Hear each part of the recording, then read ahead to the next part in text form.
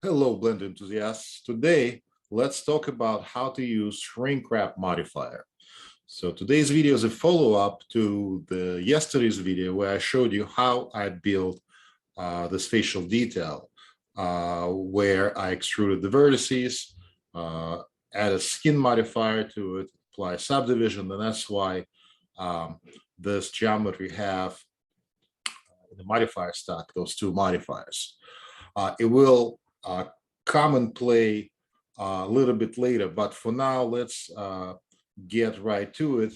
By the way, link to this file is in this video description if you want to follow along. So let's go ahead and give our geometry a Shrinkwrap modifier. So nothing happens. That is because we don't have a target yet. So let's choose unicorn's body.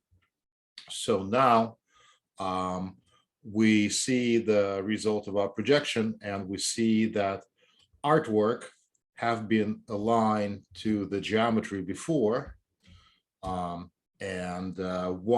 I apply the Shrinkwrap modifier, it is no longer aligned and matching. So we will need to do some adjustments. So one of the things we'll do is change our wrap method to project. Then we will choose an axis, which is X. You can check which axis you're projecting on by looking at this gizmo. We're going to switch those checkboxes from positive to negative. And now our geometry is being projected and aligned correctly, but it is no longer 3D. It became 2D, right? So it's no longer half thickness.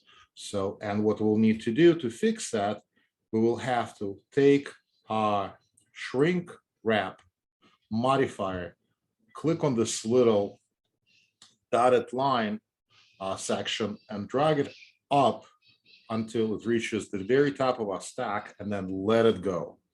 And once we do that, our geometry will snap to geometry underneath, aligned correctly, and here we go. That is the technique. So I hope you learned something. Thank you for your likes. Subscribe. I will talk to you in my next tutorial. There will be more unicorn tutorials coming. See you later. Bye.